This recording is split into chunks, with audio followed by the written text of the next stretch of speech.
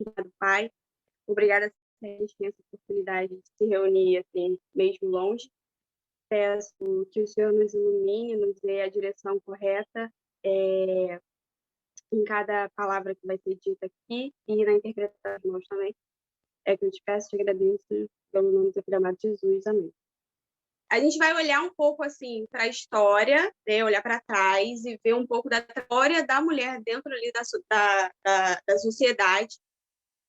Vamos ter em mente o estudo do Matias, que ele fez na Campal, né? Na última Campal que teve, que ele falou bastante sobre a questão da mulher não ter direitos nem sobre o corpo, nem nada da vida, né? Ela não tinha direito sobre ela mesma. Então, assim, com isso a gente vai falar um pouco mais. Então, para começo de tudo, né, a nossa história como mulher ela é marcada pelo patriarcado, né, que foi legitimado pela religião e pelo Estado, e isso transmitiu um silenciamento feminino em todas as áreas, né, todas as esferas sociais da mulher. A criança, ela é ensinada ao quê? A ser mãe, a ser esposa, aí onde ela se limita a aprender tarefas assim mais voltadas para o lado doméstico, sem passam assim fora desse âmbito de casa, né? A circulação dela, o transitar pela rua dela em espaços públicos assim acontecia mais em ocasiões especiais ligadas à igreja, geralmente, né? Quando se ia para a missa, procissão, coisas assim, né? Ela não saía, ai, vou ali na padaria, ai, vou na farmácia, não isso, né? Tem um livro que o título dele é 500 anos de educação no Brasil. Ele é uma coletânea ali de 24 artigos e em um artigo, uma autora, Inês, o nome dela, Arilda Inês, o nome, né? É um nome um pouquinho grande. Ela apresenta um texto que o nome dele está assim: Mulheres Educadas na Colônia. E, e ali vai falando algumas coisas, né? E ela afirma que no início ali da história, a mulher ela carregava o estigma de fragilidade e de imbecilidade. E nesse texto, ela declara que o sexo feminino ela fazia parte do imbecilitus sexos. O sexo imbecil, né? Tradução aí livre, é isso. Dentro desse grupo que a mulher estava fazendo parte, as também eram as crianças e doentes mentais. Assim, vou deixar uma ressalva, né? É bom a gente verbalizar isso, que a mulher, nesse contexto ali do Brasil colônia, são as mulheres brancas, só, e as indígenas, negras, elas não faziam parte, basicamente, ali, né, de nada da sociedade, elas foram o quê? Escravizadas, subjugadas e para por aí.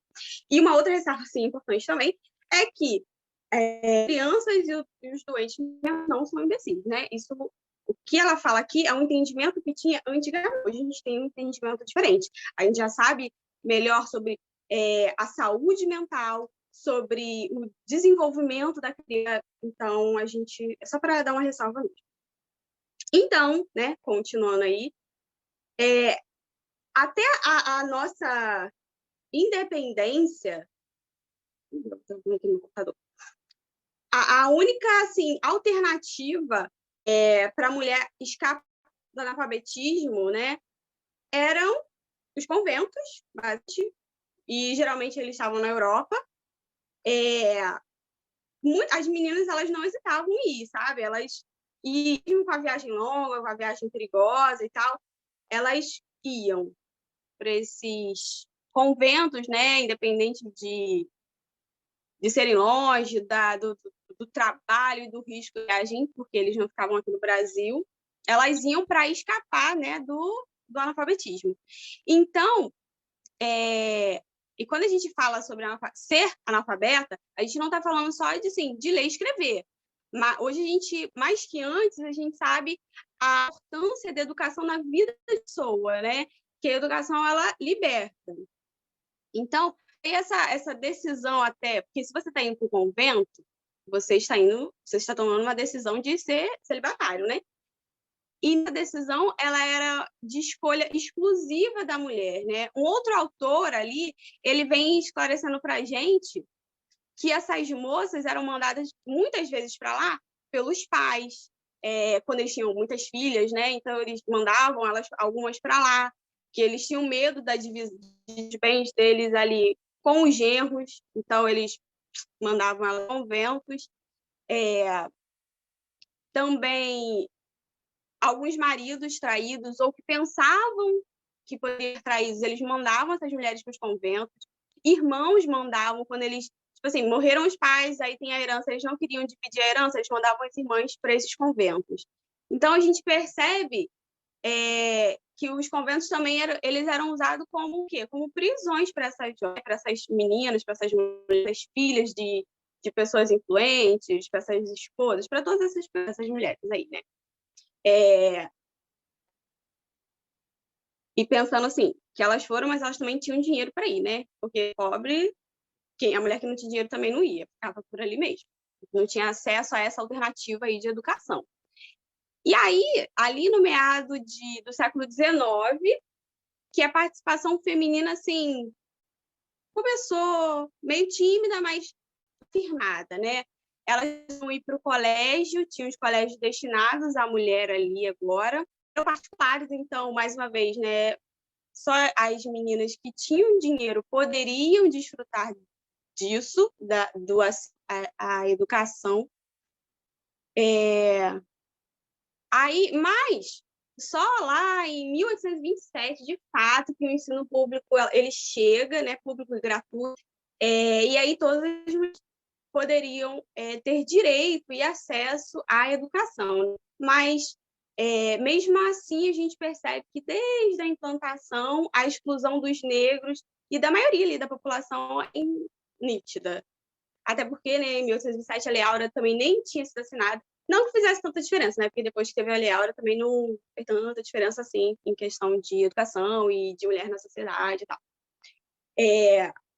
As mulheres, elas iam frequentar aulas, elas podiam, mas mesmo assim, a educação delas ainda era opressora, era segregada. Então, as escolas ali, elas apresentavam currículos diferentes para homem e para mulher. Isso. Aí, tem uma... Em matemática, eu fazendo umas pesquisas, eu vi que fala assim, ó, que em matemática as garotas tinham menos lições do que os garotos. Enquanto eles aprendiam adição, subtração, multiplicação, divisão, números decimais, frações, proporções, elas não podiam ir além das 4 operações básicas. Aí, um visconde da Bahia, o Visconde Cairu, ele diz assim: sobre as contas, são bastante 4 espécies, que está falando para as meninas, né? Que não estão fora do seu alcance, eles podem ser de constante uso na vida. O seu uso de razão é muito pouco desenvolvido para poder entender e praticar operações ulteriores e mais difíceis de aritmética e geometria. Estou convencido de que é lutar contra a natureza. Então, a mulher é burra por natureza, não tem como. Ela não teria como desenvolver essa capacidade. Isso o Visconde falando. Um marquês aqui do Rio, o Marquês de Maricá, ele diz que a mulher é um ente muito diverso do homem. O que ela deve saber é o que o governo doméstico, o governo da casa e dos serviços a ele inerentes, para que se façam boas mães de família. Então, a gente consegue ver pela fala deles, né, como era a mulher nisso tudo, dentro da sociedade e tal. Essa lógica patriarcal, ela insistia no pensamento de que as mulheres deveriam ser mais educadas do que instruídas. Ou seja, o que a gente está dizendo com isso? Que a ênfase ali devia ser aonde? Na força moral, na constituição do caráter, sendo assim suficiente algumas pequenas doses de instrução intelectual. Então, e tem um versinho que ele é muito comum os homens naquela época usarem, que era assim: mulher que sabe é mulher atrapalhada para não ser mãe, para ser mãe de família, saiba pouco ou saiba nada. Então, esse era, vamos dizer assim, o lema. E aí, com esse apanhado geral aí da história, a gente vai entrar numa espécie de cronologia. Vamos ver alguns fatos aqui da história, né, em relação à mulher. A gente já viu de 1827 falando que surge a escola, né, elas podiam frequentar escolas elementares, mas as instituições de ensino superior, assim, mais avançado, ainda era proibido, elas não poderiam entrar. Então, elas só basicamente aprender a ler e escrever. E aí a gente pula para 1879, e ali agora o governo dá autorização para as mulheres entrarem em instituição de ensino superior, mas mesmo assim, apesar de ter essa autorização aí, quem guia essa de querer estudar e de ir para a faculdade e tal, era duramente criticado.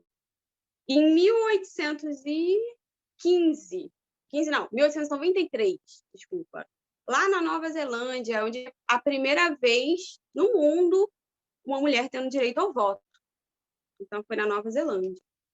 Já em 1915, aí já passa para, né, para os anos de 1900, 1915 tem um regulamento aí feito pela Caixa Econômica aqui no Brasil, né, que altera algumas coisas ali no seu funcionamento, e aí ela passa a permitir que as mulheres casadas fizessem depósitos bancários no seu próprio nome, se não houvesse oposição do marido. Então, assim, se o marido passe, né, poderia ter essa benção aí de fazer um depósito bancário, né? Que coisa.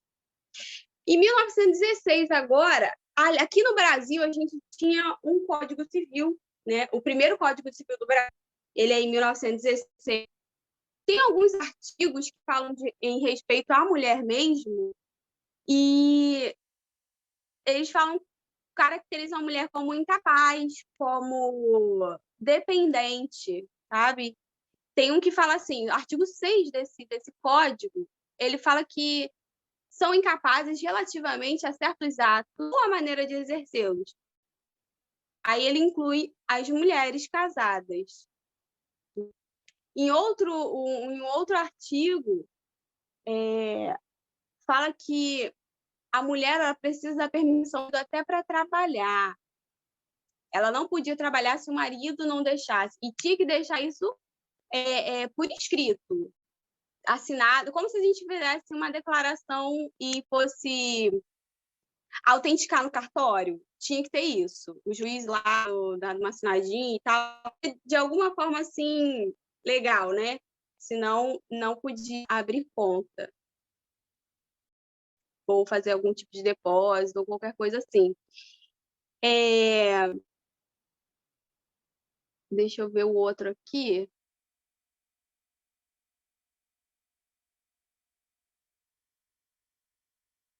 Já falei que ela não podia, né, ter cartão de crédito nem abrir conta.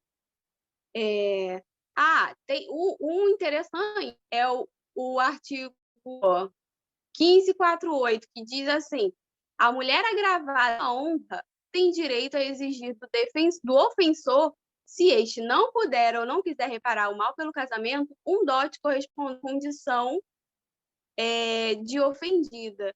Então, assim, quando se fala em honra, né, nesse tempo, a honra que ele está falando é a virgindade, né? Então, se a mulher ela é estuprada, ela podia casar com o seu agressor, com o seu estuprador, né? Ou ele tinha que ou casava com ele, mas se ele não quisesse casar, ia lá e pedia uma indenização, né? Referente aí o probleminha causado pela honra dela. Então, você vê assim, ali até 1916, gente, avião já tinha sido inventado, já estava ali acontecendo a Primeira Mundial, né? Questão de armamento, tanque de guerra, já é rádio, então assim, a questão de onda sonora na física já estava sendo entendida melhor, já tinha filme, já tinha fotografia, sabe? E a mulher ela ainda assim não podia abrir uma conta no banco, ela não podia trabalhar sem a permissão do marido. Um pouquinho controverso, né? complicado isso. Em 1917, um protesto imposto na Rússia. Umas mulheres que trabalhavam em fábricas, né, porque estava tendo a guerra ainda, né, e elas foram para a rua e pediram, reitaram lá, pão para os filhos e o retorno dos maridos delas. Em 1920, aí voltando a falar de voto, em 1920, lá nos Estados Unidos, a gente tem as mulheres sendo autorizadas a votar, né? Em 1928, aí já no Brasil de novo, um governador do Rio Grande do Norte consegue ali uma brecha na lei e as mulheres votar pela primeira vez aqui no Brasil. E aí uma mulher foi eleita, incrivelmente, né? A Alzira Soriano, ela foi eleita ali no município de Lages, foi prefeita. Primeira prefeita, né, na história do Brasil. E aí, mas de fato aqui no Brasil, só em 1932, ali no governo do Getúlio Vargas, que conseguiu de fato ali, né, tinha na Constituição, ter as mulheres terem o direito de voto, de fato, 1932. Então, ainda ela tinha sido eleita prefeita em 1928, ainda teve um processozinho para, de fato, adquirir esse direito. Lá entre 37 e 45, ali o Estado Novo, ele cria, isso aqui no Brasil também, tá, gente? Cria o D 3199, que proibia as mulheres de praticar qualquer esporte que eles consideravam assim incompatíveis com a condição feminina. Luta, futebol, futsal, esportes assim mais, vamos dizer assim, um pouco mais brutos e tal, que eles não considerariam como femininos, as mulheres não podiam praticar. E aí, em 1945, tem uma reunião e a igualdade de direito entre homem e mulher, ela é reconhecida ali internacionalmente, né? E aí tem a Carta do Direito, deixa eu ver aqui que eu me esqueci o nome. Carta das Nações Unidas ali teve um documento reconhecido com esse direito de igualdade entre homem e mulher. Ainda falando sobre essa questão de direitos, né? Em 1951, a Organização Internacional do Trabalho a igualdade de remuneração entre trabalho masculino e feminino, tá, gente? Em 1951. Não que isso seja tão refletido hoje, mas existe uma aprovação, uma lei sobre isso. Em 1960, gente, olha só, 1960, não tem muito tempo. Em 1960, a pílula anticoncepcional chega, né? Mas, assim, o anticoncepcional é a primeira vez comercializado no mundo. Mas um fato interessante é que não foi, quando foi comercializado, que ele era um anticoncepcional, porque ainda tinha a crença, né, de que não podia...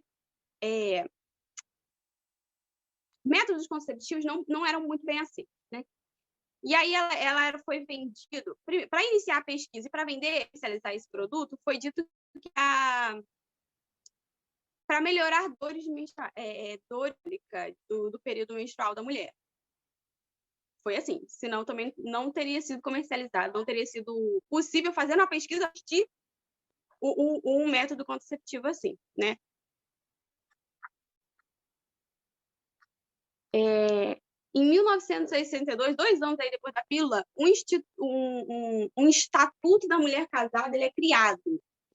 Mas, apesar do nome assim, né, ele foi ali garantindo direitos para a mulher. Então, aí ela já não precisava mais autorização para trabalhar, né? O marido já não precisava mais autorizar que a mulher trabalhasse. Ela conseguia fazer por ela mesma, né? Isso aí. E também o que ajudou ali foi que agora, se ela se separasse ou se ela tivesse que receber herança, ela conseguia sem precisar da autorização. Além disso, tinha a questão dos filhos, né? Porque se ela se separasse até então, não podia levar os filhos, não podia nem brigar por eles na justiça. Aí agora já é possível que isso aconteça, né? Dela ter os filhos com ela também. Então, porque até os filhos que ela mesma gerou, ela não poderia brigar para ficar com eles se assim ela quisesse. Era propriedade do marido. Assim como a mulher sempre foi propriedade do marido, os filhos procriados também eram propriedade do marido, né? O homem ali da situação, da história. Ali em 1979, Eunice Micheles, ela era uma representante política do PDS, que é do Amazonas ali. Ela é a primeira mulher senadora, mas ela também só ocupou porque o titular da vaga morreu. Mas, assim, um marco, né? Ela conseguiu entrar ali no cargo. E também, nesse ano, teve uma equipe de judô feminino que se inscreveu ali nos campeonatos sul-americanos na Argentina, mas se inscreveu com nomes masculinos. E isso ajudou a revogar aquele decreto 3199, que as mulheres não podiam praticar nem esportes, né, considerados não. E aí a gente avança mais um pouquinho, na próxima década, né, 1980, são criados autodefesa para coibir ali a violência contra a mulher, e o lema "Quem ama não mata" surge ali também. Em 83, alguns conselhos estaduais de condição feminina surgem ali e ajudam a criar melhores políticas para o país, então, de atenção integral à saúde da mulher, ele também é criado. E porque antes, assim, em questão de saúde da mulher, a mulher antes ela era só olhada como a reprodutora. Então, quando fala em saúde e saúde da mulher, né, antes desse país, era só voltado para a questão reprodutora. Então, se ela tinha outras queixas, não era levada em consideração. Então, agora eles passam a olhar a mulher de uma forma holística, né, que a gente diz, olhando o todo. Então, e não com essa questão de sistema reprodutor, né? Até agora, métodos contraceptivos têm mais orientação e tal. Em 85, a primeira delegacia de apoio à mulher, que é a DEAN, ela é criada. Em 88, a gente tem a Constituição de 88, né, lá no artigo, e aí a gente tem um artigo 5º, que é o mais famoso, falando sobre todos serem iguais perante a lei, sem distinção de qualquer natureza e tal, que homens e mulheres, eles, direitos e obrigações de forma igual, de acordo com a Constituição. Mesmo os dados ali de violência contra a mulher, eles contrariam algumas afirmações. A gente está vendo aqui que o desenrolar com... esqueci o nome. Mas com leis. Vou dizer leis porque eu esqueci o nome que eu queria falar. Vou pular já para os anos 2000, que ali em 2006, não sei quem lembra ou quem sabe, a primeira fato que ajuda muito é a Lei Maria da Penha, né? Que é uma mulher, eu acho que ela sofreu inúmeras agressões do marido, quase morreu algumas vezes, ela se tornou paraplégica por causa dele, por causa das agressões que ela sofria com ele. Por causa dela, da história dela ali, a Lei Maria da Penha, ela é criada e vale até hoje. Recomendo que vocês depois deem uma olhadinha na lei, é uma lei maravilhosa, a gente precisa saber mais sobre ela, porque é para o nosso benefício mesmo, né? 2010, o 180 é criado. 180, para quem não sabe, é um que você liga para falar com a polícia e é exclusivamente em respeito à mulher, né? É uma central que vai ajudar a mulher que é agredida por ser mulher. Então, 180, esse número é sempre bom a gente ter na mente. E só em 2015 que o feminicídio é classificado como um crime, né? O feminicídio é um crime que é matar a mulher por razões dela ser mulher, e se torna um crime. Deixa eu só ver o que a Angelina falou. Obrigada, gente. Então, a lei saiu mais por pressão internacional do que por qualquer outra coisa, né? É gravíssimo. Obrigada, tá, Ângela? Então, gente, assim, o que a gente consegue ver, conforme a gente foi olhando aí uns pedacinhos da história, a gente consegue ver que a mulher ela foi sendo massacrada, violentada, assim, de todas as formas, que o homem, ele sempre foi o cabeça, a mulher, ela só é a submissa, a silenciada, a maltratada, a que sofre pelo fato de simplesmente ser mulher. por ter nascido do sexo feminino. Eu não sei se a gente observa isso, mas o intuito era ter essa percepção. E Anciantés, em alguma campal anterior, acho que foi até na última, ela fala que isso é o espírito do touro Apis. Alguém aí, agora vou dar uma abertura, alguém gostaria de falar o porquê isso seria o espírito do touro Apis? Que a gente teve falando sobre o touro Apis aí na apresentação anterior do João. Repete, por favor, a pergunta. Por que... Vou dar uma reformulada, né? Essa história de o homem ser a cabeça, de o dominador e a mulher ser... Do homem ser esse protótipo e da mulher ser essa que é mandada, assumir. Por que a tese ela pode dizer que é um espírito do touro Apis? Não sei se deu uma melhorada na pergunta, mas... No, eu não sei se está correto, mas o touro Apis tem envolvido ali a fertilidade, né? E o Parminder já ensinou um pouco sobre isso, que a mulher é vista mais nesse conceito de fertilidade. Sim, é uma parte também. Obrigada, Gi. Eu acredito que pelos atributos, né, que são atribuídos ao touro Apis, e são características que são mais facilmente atribuídas por uma questão histórica aos homens, a questão da força, da coragem, de ser destemido, de guerreiro.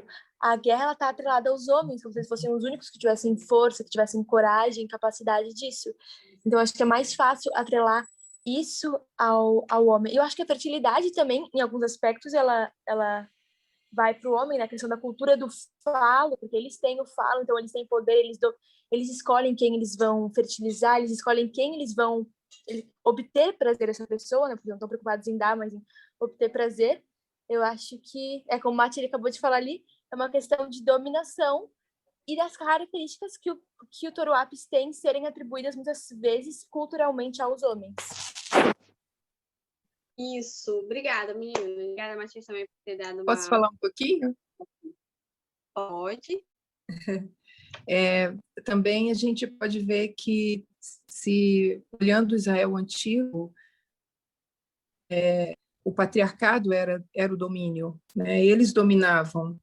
E quando quando há essa procura pelo touro Apis, por um novo touro Apis, quando o outro morre, é também uma concepção imaculada, né?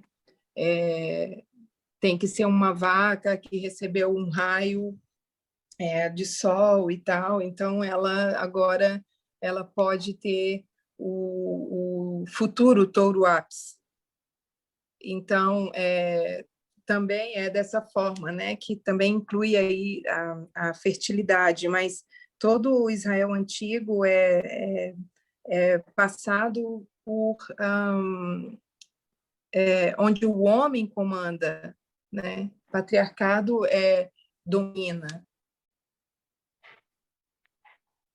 Isso, obrigada, Rose. Noeli, Obrigada por comentar aí. Pode falar?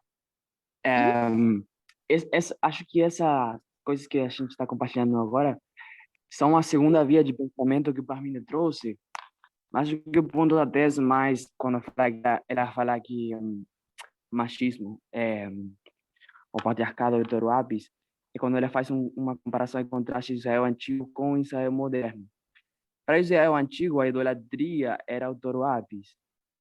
Já para Israel moderno, a idolatria é conservadorismo social, que isso inclui o sexismo, o racismo e a homofobia. Isso quando você compara a idolatria do Egito, era o touro Apis, mas a idolatria no tempo de Israel moderno, que é o tempo dos mileritas, é o conservadorismo social. É mais um símbolo, eu iria dizer. Uhum. Alguém tem mais alguma coisa para compartilhar?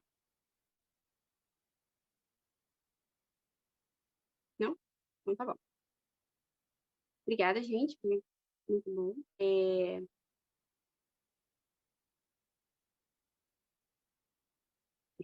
Aí vou terminar aqui. A gente está quase chegando no final. Então, aí ela, quando falando dessa questão de ser o espírito, né? A parte que eu queria, quando a gente fala isso, é que é sobre o modelo, né? O protótipo. Quando a gente fala do Torabes, eles buscavam, quando Jesus veio, né? No Israel Antigo, eles buscavam um modelo. Tinha que ser um rei forte, que ia libertar, tinha todas aquelas características, né? E aí, uma aplicação minha mesmo, quando a gente olha para essa história de opressão, mulher e tal, geralmente a gente diz que o homem, ele é a cabeça, ele é, vamos dizer assim, mais do que a mulher, né? A gente já tem isso criado ali, né? Foi uma coisa construída, né? Foi uma sociedade criada através de homens e para homens. Então, esse modelo ele foi instituído aí ao longo do tempo. Então,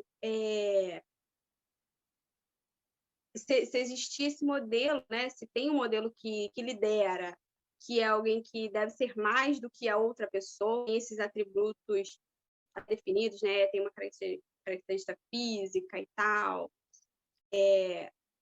Se o homem ali ele é a cabeça e a mulher obedece, né?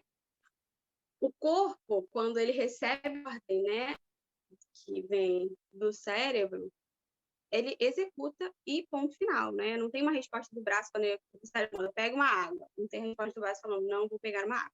Não existe isso. Então, ele pega sem questionar. E aí, quando a gente fala desse modelo de homem dominado, né? Eu estava mais, né, nesse aspecto. E esse aspecto do homem ser a cabeça, né? É endossado pela Bíblia. A gente lê ali. E então, assim, quem vai contra esse modelo, contra esse protótipo, aí tem uma resposta contundente muitas vezes. E se a gente joga ali no Google, né, a gente vê dezenas de reportagens sobre o feminicídio, marido mata a mulher, irmão mata a mulher, né? Mulher é morta pelo lado. Mulher é morta porque ela era a... Por isso. Porque não tem o direito de terminar um relacionamento, o cara não aceita, e eles usam a Bíblia para dizer que estão corretos e tal, que, né, eles são o cabeça e não pode fazer nada que não seja de acordo com o que eles querem, né? E quando a gente falando sobre isso assim, o Ansel Parmenter, ele deu muito, ele vem desconstruindo muita coisa também, né? Muitos inventos errôneos aí que a gente tinha, e ele dá uma parábola falando do Sol e da Lua. E ele compara e contrasta o Sol e a Lua. Então, o Sol e a Lua, a diferença que eles têm é que o Sol, ele é um ser que tem luz própria, e a Lua, ela é iluminada pela luz do Sol, né? Ela não tem luz própria. Essa é a diferença. Mas eles são iguais em funcionalidade. E os dois têm a função de, né, de iluminar, fala só isso. De iluminar um dia e o outro à noite. Então, seriam idênticos, né? Em funcionalidade. Assim, não tem diferença entre eles, pode dizer assim. Adão e Eva também não teriam diferença, né? Em nível ali de funcionalidade, eles seriam idênticos também. É como o Sol e a Lua. Eles têm uma certa diferença, mas na verdade eles são iguais. Há diferenças sutis. Então, é como se Deus ele quisesse isso, né? Ele vai demonstrar da perspectiva ali masculina e feminina, para que a gente consiga ver toda a luz ali, a luz em totalidade. Seria mais ou menos isso. Ele tenta ensinar para a gente, de alguma forma, que ele é o doador da luz, e vai dar luz para a gente, né? Ele tem uma mente de ensinar sobre a graça dele. O Parme fala sobre a Sofia, Sofia sendo a sabedoria, né? Que é Jesus, que estava ali no início. E aí a gente acaba entrando um pouquinho, assim, bem raso até, nas questões de gênero, né? E quando a gente fala na questão de gênero ali, dos anjos, por exemplo, não de Deus e tal, a gente vê que eles não são homens, né? Não tem ali órgãos de cores, não são mulheres, não tem estrutura física de mulher ou de homem. A Ancetés, ela abordou isso realmente na última Campal, de uma forma melhor, né? Se queiram dar uma passadinha lá para ver, para estudar o estudo. Enfim, assim, o que eu queria mesmo, o que eu tentei aqui fazer, é trazer a gente para refletir sobre a mulher, a história, como ela é vista, né? A ação dela ali dentro enquanto sociedade, que a gente precisa falar um pouco mais sobre isso. Eu sei que a gente já melhorou em alguns aspectos, avança e a gente não está parado 100%, mas há muita estrada ainda para percorrer, né? A gente tem muita coisa ainda que desconstruir e que construir. Hoje, por exemplo, as mulheres, nós, né, já podemos estudar, trabalhar, a gente não precisa de permissão de ninguém para mas apesar de poder conquistar a nossa carreira profissional, a gente ainda tem um estigma de responsabilidade com o marido, com os filhos, casa, e sem deixar de ter, né, a beleza feminina, a famigerada beleza feminina, né? Então, parece que, apesar de a gente ter as nossas vitórias, de a gente ter conquistado muitas coisas, a gente transpôs barreiras, né? Parece que não valeram de nada, né?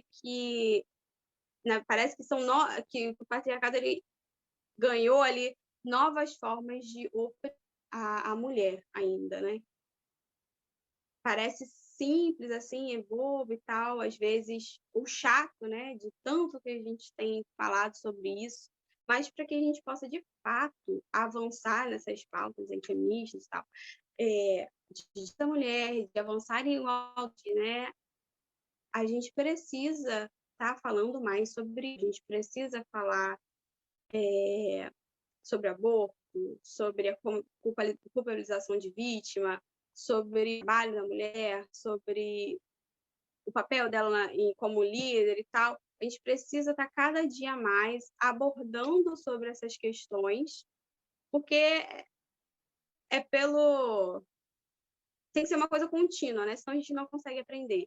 É chato, pode estar cansativo, mas é necessário que a gente fale sobre isso, porque quanto mais a gente fala, mais a gente discute, mais a gente pensa, mais a gente pode entender. E isso é um assunto que diz respeito ao decreto dominical, é um assunto que diz respeito à salvação, né? Prática de igualdade de respeito à salvação. Então, a gente jamais pode deixar de falar isso. Basicamente isso. Eu vou terminar lendo um verso bíblico, que é 1 João, você vai acompanhar aí. Vou pegar 1 João 4, 20. Oi. Noelle, Oi. só um minutinho. É que eu levantei a mão, talvez você não tenha visto. E aí eu gostaria de falar em cima da sua fala. Sim? Eu vou só ler, e aí eu vou terminar minha parte para vocês falarem que a gente ainda tem 10 minutinhos. Vou ler aqui rapidinho. Então, 1 João 4, 20. Se um homem diz, eu amo a Deus, e odeia seu irmão, é mentiroso. Porque se ele é seu irmão, a quem viu, como pode amar a Deus quem não viu? É um verso que a gente tem batido muito na tecla, né, ultimamente, dizendo que não consegue enxergar o nosso irmão, a nossa irmã. Se a gente não consegue amar de fato ele, como que a gente, ou ela, como que a gente pode de fato amar a Deus, que a gente nem está vendo? Se a gente não consegue enxergar as necessidades do outro e trabalhar em cima disso, a gente, na verdade, né, não tem Deus, porque a gente precisa deste modelo para amar aquele. Eu só queria trazer mesmo isso e terminei por aqui. Pode falar, Sônia. Então, meu amor, você falou a respeito que a gente já conquistou muita coisa, e é verdade, mas eu vou me ater um pouco na fala, acho que foi ontem, da nossa anciã Tess, a respeito do racismo velado, do machismo velado, né? A gente conquistou, mas existe ainda uma bola de ferro que a gente arrasta. A gente conquistou a liberdade de ir e vir, mas a gente não pode sair na rua despreocupada porque a gente pode ser estuprada, né? Qual é a mulher que tem que pode sair tranquilo na rua em qualquer horário? A gente volta de uma faculdade 11, 11h30, né? Meia-noite do trabalho ou da faculdade, temendo pela vida, pelo seu próprio corpo. Um homem jamais vai temer por isso, né? Então, a gente teve realmente direitos de ir e vir, direitos conquistados, mas é um direito que ainda é velado. Assim, é como se a gente não conseguisse muita coisa. A gente vai arrumar um emprego e eu não passo por isso porque eu sou funcionária pública, mas eu ouço pessoas, amigas, falando, que aí perguntam, você tem filhos? Tenho. O que você vai fazer com eles? Será que aos homens também é feita essa pergunta? Se eles têm filhos, o que eles farão com esses filhos para poderem trabalhar? Então, a gente pode trabalhar, tá ok, mas você tem filhos? Será que eles têm aberto para a mulher, sabendo que ela pode ser mãe? Teve que ter uma lei para que a mulher não fosse demitida durante a gestação ou até X tempo após a gestação, após o bebê. Então, assim, né? Então, a gente pode, mas ainda é um pode que está muito restrito em pleno século XXI. Por isso que eu digo velado, né? A gente conquistou, mas ainda está meio velado. Não está tão claro assim. E realmente a gente está livre. Não é tão simples. Exatamente. Obrigada, Sânia. Obrigada por endossar isso tudo. Mas alguém tem alguma coisa para falar agora? Compartilhar algum pensamento, alguma pergunta, alguma coisa? Eu queria compartilhar. Pode falar. Eu queria falar que, de fato, tipo, é muito triste e dá muita impotência ver essas injustiças que ainda existem em todos os países do mundo, na verdade, alguns mais, outros menos, em todos os países. E que a gente, só lembrar que a gente teve esse assistente que isso não vai mudar. Que a gente, por exemplo, tem estudos que dizem que, sei lá, a igualdade só vai ser alcançada daqui a 300 anos, né? E a gente sabe que não, esse mundo não tem 300 anos. Então, a gente precisa lembrar que qual é o nosso foco nessa terra, que não é mudar a sociedade, porque a gente não vai poder, senão que é mudar a nossa esfera, né? Tentar, primeiro a gente se adequar, né, nossa mente, nosso coração ao reino dos céus, que é um reino de igualdade, com o movimento, né, que é o mais parecido a gente ter uma sociedade e que é preciso trabalhar de todos nós para que esse movimento possa chegar a esse nível que temos que alcançar.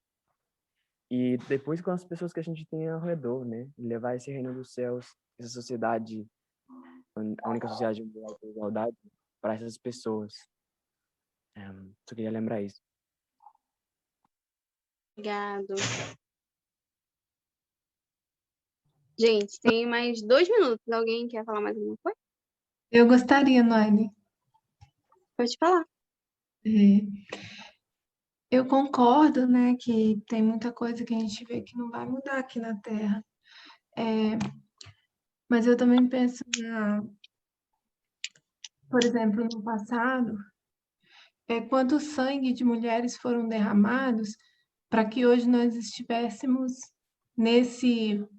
pelo menos, né, nas condições de alguns direitos hoje. Elas tiveram que pensar que, ainda que elas não fossem resolver tudo, elas tinham que lutar, né? E eu acredito que agora é importante isso também. E aí, Noelle? Pode falar, Se tiver só mais um minutinho, pegando o link da irmã, da Cris, da minha irmã, era o que eu ia dizer antes. O fato disso não ser possível, de muitas coisas não serem alcançadas aqui na Terra, não significa, a gente tem que estar atenta para isso, que a gente não deva lutar. A gente precisa lutar, a gente está recebendo luz para isso, né? E quando a gente recebe essa luz, a gente tem que praticar essa luz. essa luz nos liberta, né? E o libertar é isso, é você saber que você pode lutar, é saber que você deve lutar por seus direitos, sabe? E isso a gente vai fazer por outras mulheres também, né? A gente vai representar essas mulheres, a gente vai ensinar para essas mulheres isso também. Então, eu acho que isso também é fundamental, a gente saber que mesmo que isso não seja possível, muitas coisas serem alcançadas aqui na Terra, a gente precisa fazer esse trabalho. E como disse a Cris, é graças a muito sangue derramado, a muitas mulheres mortas injustamente, que hoje nós estamos aqui podendo que mesmo dentro do movimento, só agora a gente consegue se sobressair, viver esse papel e ainda com dificuldade. Então, a gente tem que continuar lutando por isso. Isso aí. Obrigada, gente, pelos comentários.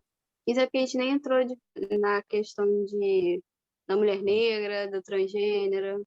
Então, a gente tem muitas questões ainda. Mas é isso, o propósito mesmo é levantar